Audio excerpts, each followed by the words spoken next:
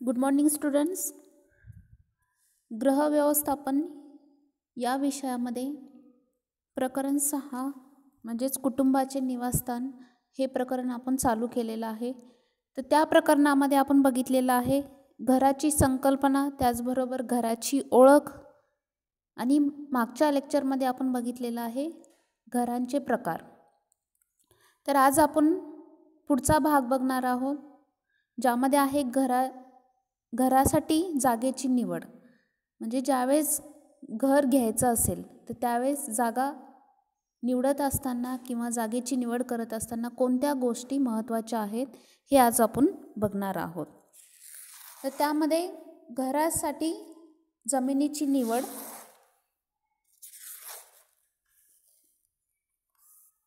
तर घरकुल हा कौटुंबिक जीवनाचा महत्त्वाचा भाग, जेथे कुटुंबातील सदस्य त्यांच्या आयुष्यातील खूप मोठा वेळ घालवत असतात. तर प्रत्येक कुटुंबासाठी घर हे एक महत्त्वाचं स्थान आहे, जे की कुटुंबातील सर्व व्यक्ती त्या घरामध्ये आपला वेळ किंवा जास्त वेळ त्या घरामध्ये घालवत असतात. सर्व कौटुंबिक क्रियांचे घर हे केंद्र आहे.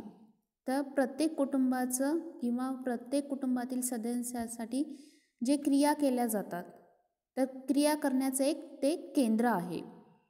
घराची खरेदी करणे किंवा ते बांधून घेणे हा कुटुंबाचा फार मोठा निर्णय असतो. तर घराची खरेदी करत असताना किंवा ते बांधून घेत असताना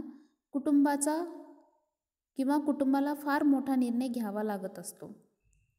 ही आयुष्यभराची खूप मोठी गुंतवणूक असते, म्हणूनच हा निर्णय अतिशय काळजीपूर्वक घ्यावा लागतो आणि त्यामध्ये कुटुंबातील सर्वच सदस्यांना समाविष्ट करावे, तसेच तज्ज्ञांकडून योग्य मार्गदर्शन देखील घ्यावे. तर ज्यावेळेस घर घ्यायचं असेल आणि घर घेत असताना ती एक आपली खूप मोठी गुंतवणूक करायची असते, त्यामुळे आपल्याला योग्य तो निर्णय घ्यावा लागतो. म्हणजे की जागा घेत असताना, तसेच जागा घेण्याच्या आधी घरात किती मेंबर आहेत किंवा असणार आहेत त्या हिशोबाने विचार केला गेला पाहिजे. तसेच आपलं उत्पन्न किती आहे, घर बांधण्यासाठी आपल्याकडे तेवढा पैसा आहे की नाही, ह्या सगळ्या गोष्टीचा आपल्याला विचार करावा लागतो आणि योग्य तो निर्णय घ्यावा लागतो. आणि हा निर्णय घेत असताना कुटुंबातील सर्व सदस्यांना आपण त्यामध्ये सामील करून घेत असतो किंवा समाविष्ट करत असतो, जेणेकरून कुटुंबातील सर्व सदस्य ज्यावेळेस घर घेणार असतो किंवा घ्यायचं असतं, तर त्यावेळेस ते एकमेकांना त्यांच्या आयडियाज किंवा सल्ले एकमेकांना शेअर करत असतात. उपलब्ध घराबाबत खूप माहिती व्यक्तीने गोळा करणे आवश्यक असते, जसे की त्याची रचना, भौतिक सुविधा, तसेच कुटुंबातील सदस्यांच्या गरजा पूर्ण होतील का इत्यादी. तर ज्यावेळेस घर घ्यायचं असेल तर त्यावेळेस तुम्हाला घराबद्दल सर्व माहिती गोळा करणं आवश्यक असतं. म्हणजे त्या घराची रचना कशी असली पाहिजे, घरात मेंबर किती आहेत, तर ह्या गोष्टीचा, तसेच भौतिक सुविधा कशा मिळतील, ह्या सर्व गोष्टींचा आपण विचार केला गेला पाहिजे. कुटुंबातील सदस्यांना आराम मिळणे तसेच त्यांच्या गरजा पूर्ण होणे हा अत्यंत महत्त्वाचा घटक आहे. कुटुंब आपले घर वारंवार बदलू शकत नाही, म्हणून त्याची निवड अतिशय काळजीपूर्वक आणि काही घटक विचारात घेऊन करावी. तर प्रत्येक कुटुंब हे एकदाच घर बांधत असतं किंवा एकदाच घर घेत असतं.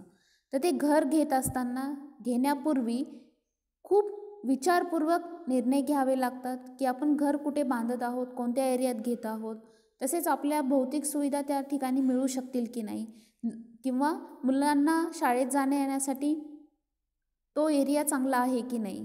तर ह्या सगळ्या गोष्टींचा विचार आपल्याला करावा लागत असतो ज्यावेळेस आपण घर घेत असतो. कुटुंब आपले घर वारंवार बदलू शकत नाही, म्हणून त्याची निवड अतिशय काळजीपूर्वक आणि काही घटक विचारात घेऊनच करावी लागते. त्यानंतर आहे भौतिक घटक. आता घरासाठी जमिनीची निवड करताना खालील गोष्टी लक्षात ठेवाव्या लागतात, जसे की प्लॉटवर सीमारेषा अचूकपणे दाखविलेल्या आणि आखलेल्या आहेत का ते तपासून पाहावे, जेणेकरून भविष्यातील कायदेशीर तंटे किंवा आणि बाबी टाळल्या जातील. म्हणजे की ज्यावेळेस घराची रचना करणार असतो किंवा केली जाते, तर त्यावेळेस जी जागा आहे, प्लॉट आहे, त्यावरती ज्या रेषा आखल्या जातात, सीमारेषा आखल्या जातात, ज्यानुसार घर बांधलं जातं किंवा रूम्स बांधल्या जातात, तर त्या सीमारेषा अचूकपणे आहेत की नाही किंवा दाखवलेल्या आहेत की नाही हे सुद्धा तपासून पाहावं लागतं. आणि जर त्या रेषा चुकल्या तर पूर्ण पुढचा प्लॅन त्यामध्ये चुकला जातो किंवा त्यातून अडथळे निर्माण होऊ शकतात. त्यामुळे ज्यावेळेस घराची रचना करायची असते त्यावेळेस किंवा प्लॉटवरती ज्या रेषा आखल्या जातात त्या अचूक आहेत की नाही ह्या तपासून घेणं आवश्यक आहे. प्लॉटचा आकार नियमित असावा. आयताकृती आकार नियोजनाच्या दृष्टीने चांगला समजला जातो. प्लॉटचा आकार नियमित नसल्यास काही जागा वाया जाऊ शकते. तर घर बांधायच्या आधी तर त्या फ्लॅटचा आकार हा नियमित असला पाहिजे, जेणेकरून पुढे रूम बांधल्यानंतर किंवा खोली बांधल्यानंतर अडथळा निर्माण होणार नाही. प्लॉटचा आकार नियमित नसला तर काय होतं की त्या ठिकाणची जागा वाया जाण्याची शक्यता असते. प्लॉटला रस्त्याकडे किंचित उतार असावा, ज्यामुळे पावसाचे पाणी घराकडून रस्त्याकडे सहजतेने वाहून नेले जाईल आणि घराजवळील जमीन ओली राहून आरोग्यास हानिकारक वातावरण निर्माण होणे टाळले जाईल. तसेच घरासाठी ड्रेनेज पाईपलाईन देणे सोपे होईल. तर प्लॉटचा जी जागा आहे, घराची जी जागा आहे ती जागा ही उंच असली पाहिजे आणि त्या घराला उतार असला पाहिजे, जेणेकरून पावसाचं पाणी हे घरामध्ये किंवा घराच्या बाहेरचा जो स्पेस आहे, जागा आहे, तो उतरता भाग असल्यामुळे पावसाचं पाणी ते रस्त्यावरती जाईल असा उतार केला गेला पाहिजे. तसेच घराजवळील जमीन ओली राहून आरोग्यास हानिकारक वातावरण निर्माण होणे टाळले जाईल. तसेच घरासाठी ड्रेनेज पाईपलाईन देणे सोपे होईल. जर तुम्ही घराचा उतार हा खोल ठेवला रस्त्यापासून तर रस्त्यावरचं पाणी हे घरात किंवा घराच्या समोरच्या स्पेसमध्ये येण्याची शक्यता असते आणि ते पाणी जर त्या ठिकाणी साचलं तर त्यामुळे काय होतं की आरोग्यास म्हणजे की दूषित वातावरण त्या ठिकाणी निर्माण होण्याची शक्यता असते. त्याच्यामुळे प्लॉटचा जो उतार आहे तो रस्त्याकडे असला पाहिजे. घर थोड्या उंच जमिनीवर असावे, त्यामुळे आजूबाजूच्या परिसराचे सुंदर दृश्य पाहावयास मिळते. तसेच घर जर उंच जमिनीवर असेल तर सूर्यप्रकाश हा लवकर रूममध्ये येतो किंवा प्रकाश चांगल्या पद्धतीचा मिळतो. तसेच आजूबाजूचं दृश्य हे पाहावयास मिळते जर घर उंच जमिनीवर असेल तर. तसेच नैसर्गिक सौंदर्याचा घटक जसे टेकडी, तलाव इत्यादीचे दृश्य पाहता येईल अशा घराला पसंती द्यावी, जेणेकरून घर जमिनीचा जो भाग आहे तो जमीन उंच असली पाहिजे, जेणेकरून नैसर्गिक सौंदर्य बघायला मिळेल, जसे की टेकडी असेल, तलाव असेल इत्यादीचे दृश्य पाहता येईल. जर घर खोल असेल म्हणजे खाली असेल तर तुम्हाला नैसर्गिक सौंदर्य पाहण्यासाठी किंवा नैसर्गिक सौंदर्य पाहायला मिळत नाही. त्यानंतर आहे भरपूर प्रमाणामध्ये हवा आणि प्रकाश येईल अशी रचना असावी. जर घराजवळ खूप जास्त प्रमाणात घनदाट झाडी असेल तर प्रकाश आत येण्यास अडथळा निर्माण होतो. तर घर बांधत असताना आजूबाजूचा परिसर कसा आहे हे सुद्धा लक्षात घ्यावं लागतं. जर घराच्या आजूबाजूला खूप झाडे असतील तर त्यामुळे प्रकाश येण्यास अडथळा निर्माण होतो. तसेच आजूबाजूला खूप बिल्डिंग्स असतील आणि तुमचं घर हे 1 किंवा 2 मजली असेल तर त्या ठिकाणी हवा तसेच सूर्यप्रकाश लवकर मिळत नाही. त्यामुळे तुम्हाला लक्षात घ्यावं लागतं की आजूबाजूचा परिसर कसा आहे त्यानुसार आपलं घर बांधलं गेलं पाहिजे. त्यानंतर आहे स्थान म्हणजे की जागा. घराच्या स्थानाचा अभ्यास काळजीपूर्वक करावा. कुटुंब घर भाड्याने घेईल किंवा तयार प्लॉट विकत घेईल किंवा प्लॉट जमीन विकत घेऊन त्यावर घर बांधून घेईल. तर स्थान म्हणजे की घराच्या स्थानाचा अभ्यास काळजीपूर्वक करावा लागतो. आपण जर घर भाड्याने घ्यायचं असेल तसेच प्लॉट विकत घेऊन बांधायचं असेल तर ह्या सगळ्या गोष्टीचा आधी विचार करावा लागतो की तो प्लॉट कसा आहे, कुठे आहे. तसेच घर भाड्याने घेत आहोत तर ते घर भाड्याने घेत असताना ते आपल्या सोयीनुसार आहे की नाही ह्या गोष्टीचा विचार करावा लागतो. घर अशा ठिकाणी असावे की जेथे मूलभूत सोयी उपलब्ध असतील. दळणवळणाच्या चांगल्या सोयी, चांगले रस्ते, बाजार, दवाखाने, शाळा इत्यादी सोयी चालत जाण्याच्या अंतरावर असाव्या. ज्या मूलभूत सुविधा असतील की जसं की किराणा सामान आणायचं असेल किंवा मुलांना शाळेत जायचं असेल किंवा आजारी पडल्यानंतर दवाखाना जवळ असला पाहिजे, रस्ते चांगले असले पाहिजेत. तर ह्या गोष्टीचा विचार घर सिलेक्ट करत असताना किंवा घर घेत असताना ह्या मूलभूत सोयींचा विचार करावा लागतो. मुले येथे लहानाची मोठी होणार असल्याने चांगला शेजार, चांगला परिसर असणे खूप महत्त्वाचे ठरते. या दृष्टिकोनातून जर घर भाड्याने घेतले असेल आणि कुटुंबाला ते योग्य वाटत नसेल तर तेथून दुसरीकडे जाण्याचा पर्याय असतो. परंतु ते जर स्वतःचे घर असेल तर हा मुद्दा अतिशय महत्त्वाचा ठरतो, कारण कुटुंब आयुष्यभर येथे राहणार असते. जर तुम्ही भाड्याने घर घेणार असतील आणि त्या ठिकाणी तुम्हाला जर राहण्यासाठी काही अडचणी आल्या असतील तर तुम्ही ते घर बदलू शकता. पण जर एखाद्या ठिकाणी तुम्ही घर बांधलं आहे आणि त्या ठिकाणी जर अडथळा निर्माण झाला तरी तुम्ही काहीच करू शकत नाही. म्हणजे त्या ठिकाणी शेजार धर्म चांगला असला पाहिजे, परिसर चांगला असला पाहिजे, जेणेकरून आपले जे मुलं आहेत ते चांगल्या पद्धतीने वावरू शकतील, मोकळेपणाने वावरू शकतील किंवा भीतीदायक वातावरण नसलं पाहिजे. अशा ठिकाणी तुम्हाला घराची जागा किंवा जमिनीची जागा निवडावी लागते. कारखान्याच्या क्षेत्रापासून ते लांब असावे, कारण कारखान्यामधून सोडल्या जाणाऱ्या धुरामुळे हवेचे प्रदूषण घडून येते. तसेच रेल्वे, प्रमुख रस्ते, रस्ते यांच्यापासून देखील घर दूर असावे, अन्यथा आवाजाच्या प्रदूषणाचा त्रास होतो आणि घराच्या दिशेने कंपने आणली जातात. जर तुमचं घर कारखान्याच्या जवळ असेल किंवा रेल्वे स्टेशन असेल किंवा बसस्टँड असेल किंवा रस्त्यांच्या जवळ असेल तर त्यामुळे काय होतं की प्रदूषण वाढल्या जातं. त्या प्रदूषणाचा त्रास आपल्याला होतो. तसेच रेल्वे स्टेशन असेल तर त्या रेल्वेचा आवाज सारखा आपल्याला त्रास देत असतो. रस्ते असतील तर गाड्यांचा आवाज. तर या ठिकाणापासून घर हे दूर असलं पाहिजे, जेणेकरून आवाजाचा किंवा गाड्यांचा तसेच प्रदूषणाचा घातक परिणाम आपल्यावरती किंवा आपल्या कुटुंबावरती होणार नाही.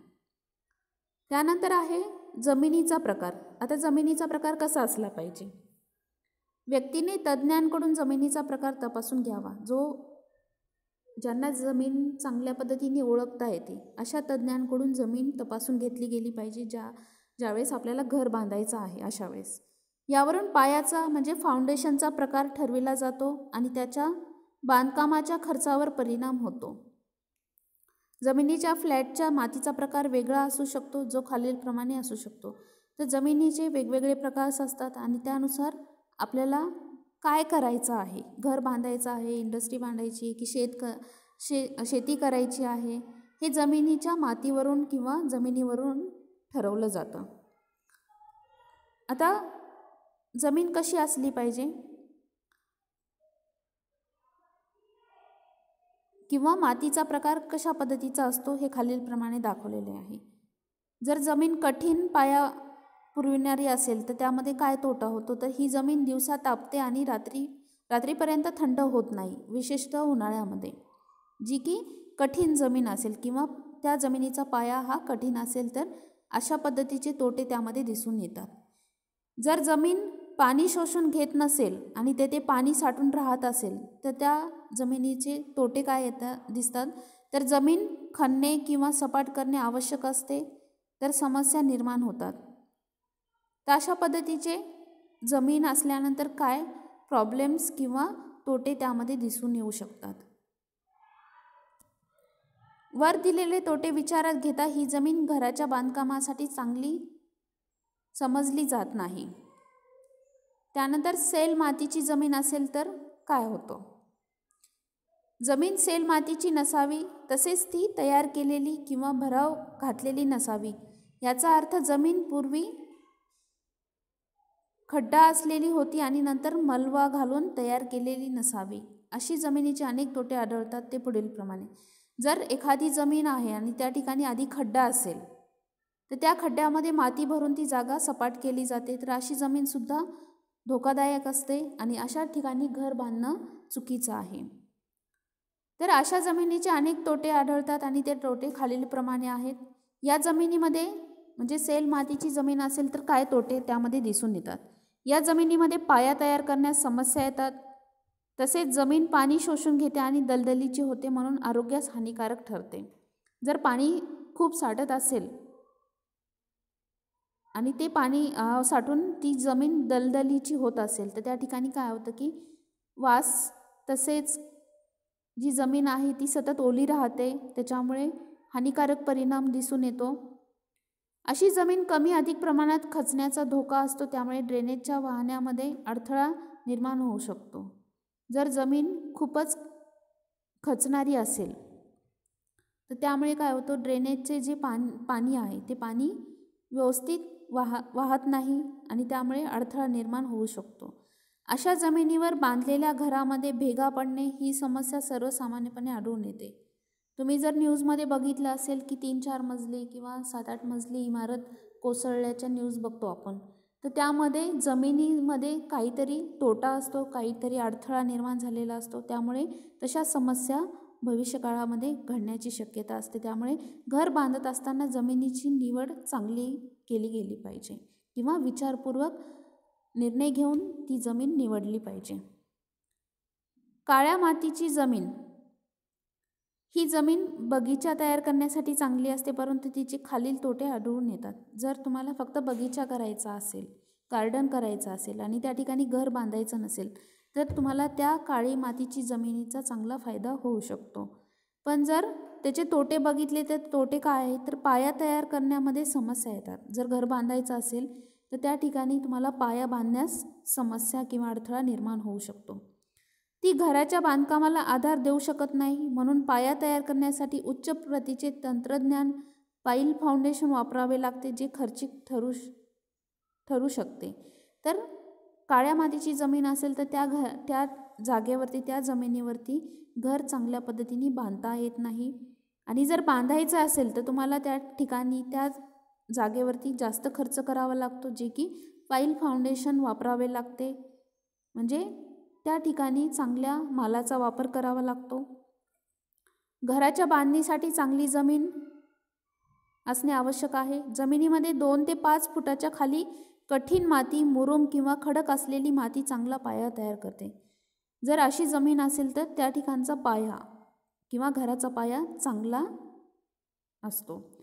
जर जमिनीमध्ये 2 ते 5 फुटांच्या खाली कठीण माती असेल, मुरुम असेल किंवा खडक असेल तर ती जमीन घर बांधण्यासाठी चांगली किंवा उपयुक्त ठरते. तर अशी जमिनीचे फायदे काय आहेत? ही माती ड्रेनेज पाईप्स देणे सोपे करते, बगीचा करण्यासाठी ती चांगली ठरते, तसेच पाया बांधण्यासाठी अवघड किंवा खर्चिक नसते. त्यानंतर आहे आरोग्यदायी वातावरण. आरोग्यदायी वातावरण पुरविण्याच्या दृष्टिकोनातून काही मुद्दे विचारात घ्यावे लागतात. ते खालीलप्रमाणे: घराच्या जवळपास उघडे ड्रेनेज नसावे, नगरपालिका किंवा स्थानिक प्रशासनाने पुरवलेली ड्रेनेज व्यवस्था असावी. तर घराच्या जवळपास उघडे ड्रेनेज नसले पाहिजे. जर उघडे ड्रेनेज असेल तर त्या पाण्याचा वास तसेच दूषित वातावरण त्या ठिकाणी निर्माण होण्याची शक्यता असते. तर अशा ठिकाणी नगरपालिकेने किंवा स्थानिक प्रशासनाने पुरवलेली ड्रेनेजची व्यवस्था असावी लागते. त्याचबरोबर पावसाचे पाणी वाहून जाण्यासाठी योग्य रचना केलेली असावी. घराच्या जवळपास पाणी साठून राहू नये. जर तुमच्या घराच्या बाजूला खड्डा असेल किंवा मोठे ड्रेनेज असेल आणि त्या ठिकाणी पावसाचं पाणी साठून राहत असेल तर त्या ठिकाणी दूषित वातावरण होण्याची शक्यता असते. त्यामुळे घर बांधायच्या आधी, जमीन निवडण्याच्या आधी ह्या सर्व गोष्टीचा विचार करावा लागतो. घराचा प्लॅन, नकाशा असा असावा की जेणेकरून सर्व खोल्या, बाथरूम किंवा टॉयलेट्समध्ये भरपूर उजेड येईल, तसेच वायू विजनही घडून येईल. यासाठी आवश्यक त्या संख्येमध्ये खिडक्या असाव्यात. तर काही घरामध्ये पहा की दिवसभरामध्ये सुद्धा लाईट्स लावावे लागतात. तर का आजूबाजूचा परिसर हा झाडांचा असेल किंवा उंच इमारतीचा असेल तर तशा ठिकाणी हवा आणि प्रकाश हा येत नाही. म्हणजे प्रत्येक खोलीमध्ये तुम्हाला आर्टिफिशियल लाईटची गरज लागते, लाईट लावावा लागतो.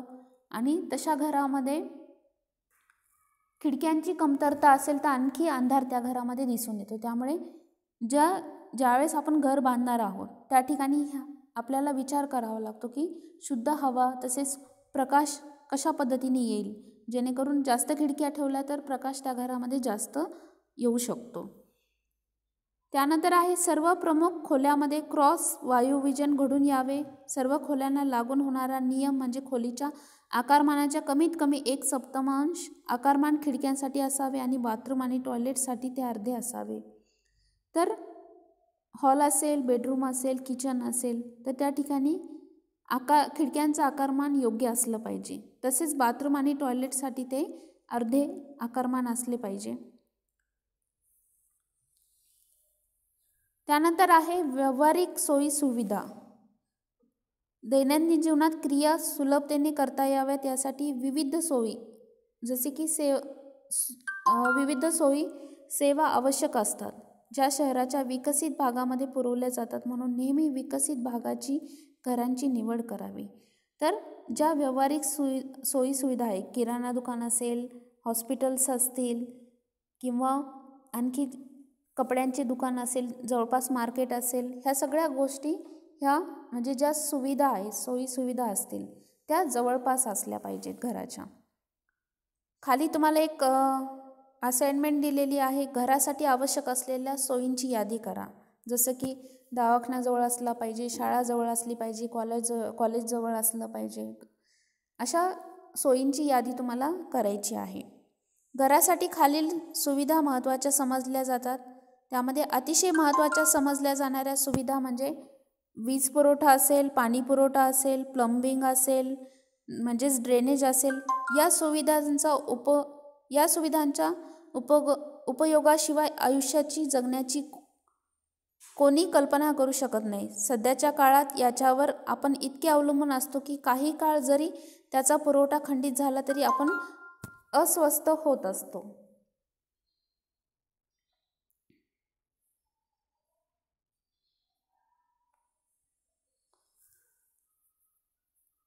त्यामुळे अशा सुविधांचा उपयोगाशिवाय आयुष्य जगण्याची कोणीही कल्पना करू शकत नाही.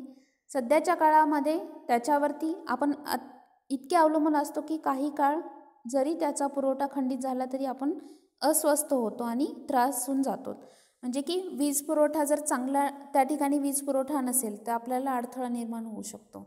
पाणी पुरवठा व्यवस्थित नसेल, म्हणजे की नळाला पाणी रेग्युलर येत नसेल, दररोज येत नसेल किंवा महिन्यानंतर येत असेल, तर अशा अडचणी त्या ठिकाणी त्या जागेवरती येऊ शकतात.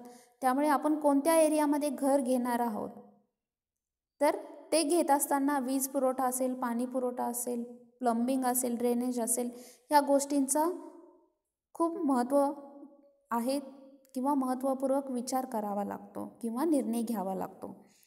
तसेच इतर काही सुविधांमध्ये खालील गोष्टींचा समावेश होतो, जसे की शाळा असेल, कॉलेज असेल, दूरभाषा, इंटरनेट सुविधा, पोस्ट ऑफिस, बँक, अग्निशामक यंत्रणा, हॉस्पिटल्स, खरेदीची ठिकाणे, मनोरंजनाची केंद्रे, पर्यटन स्थळे इत्यादी. अशा सर्व सुविधा चालत जाण्याच्या अंतरावरती असाव्यात, जेणेकरून आपल्याला अडथळा निर्माण होणार नाही किंवा त्यामध्ये आपला जास्त वेळ जाणार नाही. जर हॉस्पिटल्स लांब असेल, दूर असेल, बँक लांब असेल, शाळा कॉलेजेस लांब असतील तर त्यामध्ये आपला जो खर्चिक वेळ आहे तो जास्त खर्चिक होतो किंवा जास्त वेळ येण्या जाण्यातच जातो आणि त्यामध्ये आपला आपल्याला थकवा येण्याची शक्यता असते. त्यामुळे ह्या सर्व गोष्टींचा विचार करून घराचं किंवा जमिनीची निवड केली गेली पाहिजे. तर अशा पद्धतीने कुटुंबाचे निवासस्थान हे प्रकरण इथे संपते. खाली तुम्हाला स्वाध्याय दिलेला आहे, तो स्वाध्याय तुम्हाला कंप्लीट करायचा आहे, अभ्यास करायचा आहे. त्यानंतर नेक्स्ट लेक्चरमध्ये प्रकरण 7वे आपण बघणार आहोत, ज्याचं नाव आहे फर्निचर, घरातील फर्निचर. तर घरातील फर्निचर कसं असलं पाहिजे, त्याची अरेंजमेंट कशी असली पाहिजे हे त्या प्रकरणामध्ये आहे, ते आपण नेक्स्ट लेक्चरमध्ये बघणार आहोत. ठीक आहे, थँक्यू. आपण इथेच थांबूयात.